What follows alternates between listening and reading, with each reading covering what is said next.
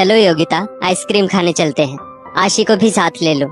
लौटते वक्त mummy papa के लिए भी उनकी पसंद की आइसक्रीम ले आएंगे। नीरज ने अपनी पत्नी योगिता से कहा, मुझे नहीं खानी आइसक्रीम और आशी का भी सोने का टाइम हो गया है। योगिता ने रूखे स्वर में कहा, आशी तो 11-12 बजे से पहले कभी नहीं सोती, हम सबको सुलाकर ही सोती है। अभी तो 10 ही बजे हैं, चलो जल्दी चलो।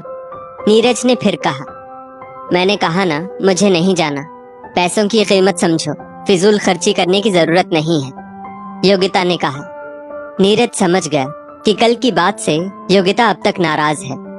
दूसरे दिन नीरज अक्षय कुमार की फिल्म की ऑनलाइन टिकट बुक करा लेता है।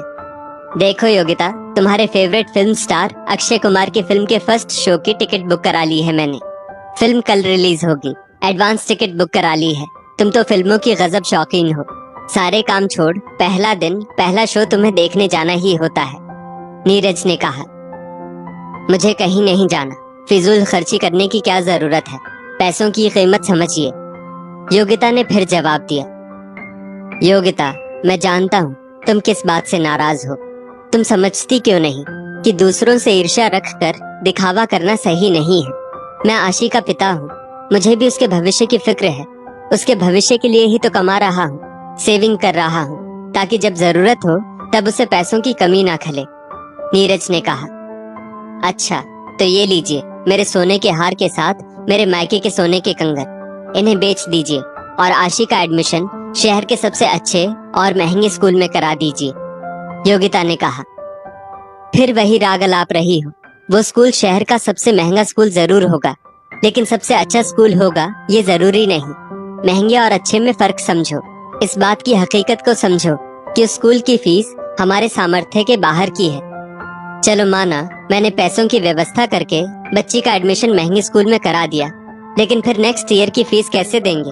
ये कोई 1-2 साल की बात तो है नहीं, पूरे 13-14 साल तक स्कूल की भारी भरकम फीस देनी होगी।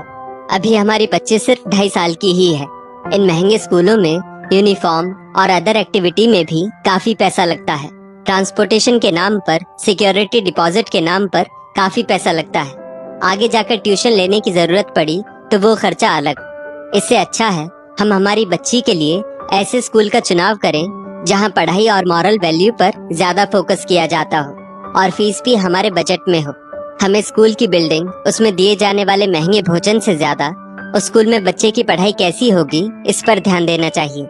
जिद में आकर अपनी आर्थिक स्थिति और कमजोर करने की कोई जरूरत नहीं है, वो भी तब जब बच्ची सिर्फ 2.5 साल की है। मैं वादा करता हूँ अगर बच्ची काबिल रही तो मैं उच्च शिक्षा में कोई समझौता नहीं करूँगा, नीरज ने कहा।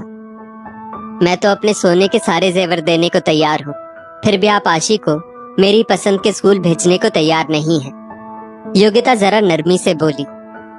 सोने के जेवर का त्याग माँ का बड़ा त्याग नहीं है, बल्कि बड़ा त्याग तो ये है कि तुम अपना समय बच्ची को दो, उसे अपने हाथों का पौष्टिक खाना खिलाओ, उसे महान कामयाब लोगों की जीवनी पढ़कर सुनाओ, खुली ताजी हवा में उसके साथ खेलो, तुम्हें जो हुनर आता है उसे सिखाओ, नीरज ने योगिता को समझाया। असल में योगिता की दोस्त सोनिया, जो एक अमीर खानदान की बहू थी, उसने अपनी बेटी का एडमिशन शहर के सबसे महंगे स्कूल में करवाया। उसकी देखा देखी योगिता भी अपनी बेटी का एडमिशन महंगे स्कूल में कराने की जिद लिए बैठी थी। उसका मानना था कि जितना महंगा स्कूल होगा वहाँ उतनी अच्छी पढ़ाई होगी। जबकि योगिता मध्यम वर्गीय परिवार से थी। उसके पति की सीमित आय थी, जिसमें उसे अपनी पत्नी और बच्ची की जरूरतों के साथ साथ अपने बुजुर्ग माता पिता की देखभाल भी करनी होती थी।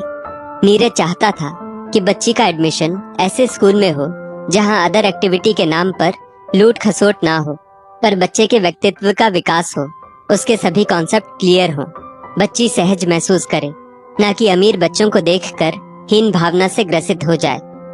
अगले दिन नीरज के ऑफिस जाते ही योगिता की सास कमला जी ने उसे समझाते हुए कहा, बहू, मैं किसी भी स्कूल के खिलाफ नहीं हूँ, पर जरूरी नहीं है कि जो स्कूल तुम्हारी सहेली के हिसाब से सही है वो हमारे लिए भी सही हो।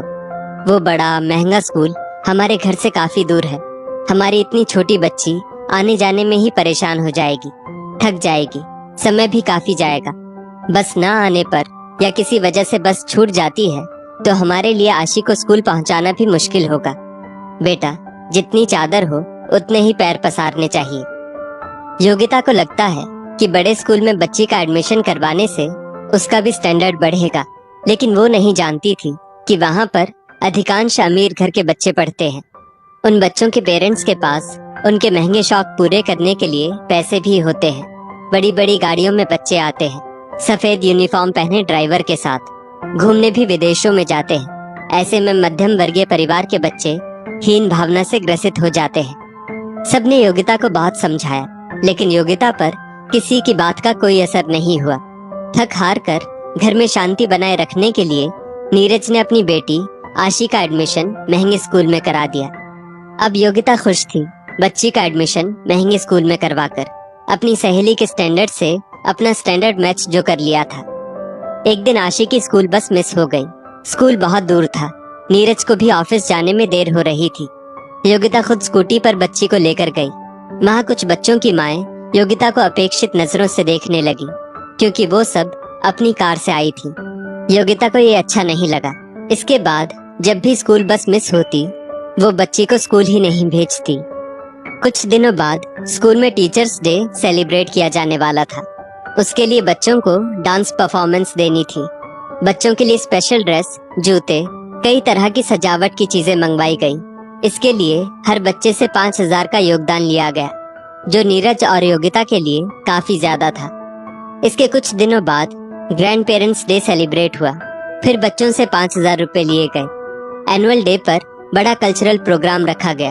हर बच्चे से ड्रेस, जूते, सजावट की चीजों, खाने पीने की व्यवस्था के लिए 20,000 रुपए लिए गए। ड्रेस भी ऐसी बनवाई गई जिसे किसी और जगह नहीं पहना जा सकता। स्कूल के 2 साल तो बहुत मुश्किल भरे निकले। योगिता पाई पाई बच्ची की स्कूल फीस भरने में लगा देती।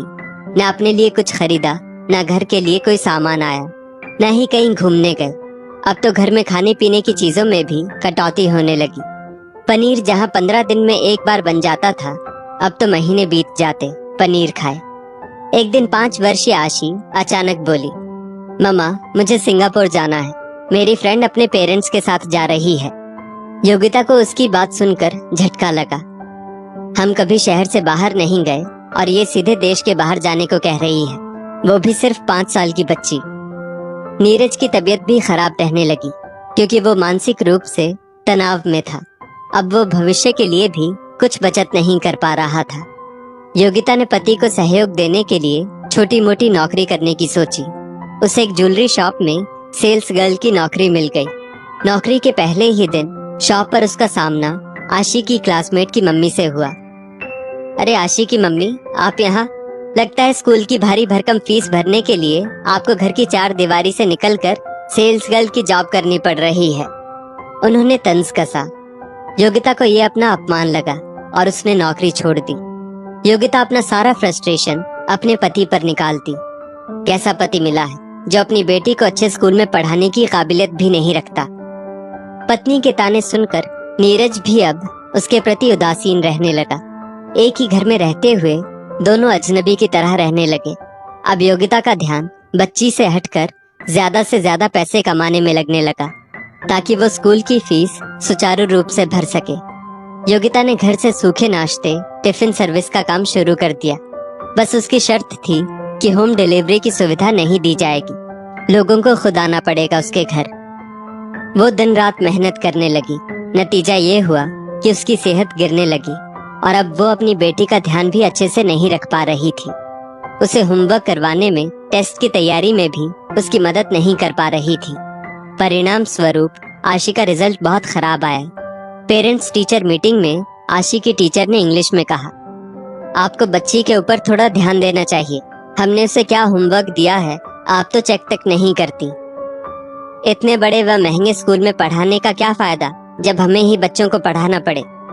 योगिता ने अपनी टूटी फूटी अंग्रेजी में कहा, देखिए, आप कहीं भी पढ़ाएं, कितनी भी मोटी फीस भरें, लेकिन जब तक खुद अपने बच्चों पर ध्यान नहीं देंगे, घर पर नहीं पढ़ाएंगे, सही नतीजा नहीं निकलेगा। टीचर ने स्पष्ट रूप से कहा। योगिता निराश होकर घर आ गई। वो सोचने लगी, महंगा स्कूल जिसकी फीस उसकी सीमा से बाहर थी, उसमें बच्ची को पढ़ाकर उसने क्या हासिल किया। उसने अपनी सेहत खो दी, पति का प्यार, सम्मान खो दिया। बच्ची पर ध्यान नहीं दे पाती, हर चीज के लिए मन मारना पड़ रहा है। इस पर भी बच्ची का रिजल्ट अच्छा नहीं आया। महंगे स्कूल के माया जाल से निकलकर योगिता ने अगली क्लास से अपनी बच्ची का एडमिशन ऐसे स्कूल में कराया जहां पढ़ाई पर, अनुशासन पर फोकस किया जा रहा था और फीस भी उनके बजट में थी। योगिता के पास अब बच्ची के लिए समय था। वो उसे पढ़ाने के साथ साथ उसे और भी कई प्रकार की चीजें सिखा रही थी। अब सब मानसिक रूप से तनाव रहित रहने लगे तो घर का वातावरण सकारात्मक रहने लगा। औसत स्कूल में पढ़कर भी बेटी ने अव्वल दर्जे का प्रदर्शन दिया। दोस्तों, कई बार बड़े स्कूलों में शो ऑफ बहुत होता है, उसका पढ़ाई से कोई मतलब नहीं होता। स्कूल हमेशा अपने ही आर्थिक स्तर वाला चुनना चाहिए।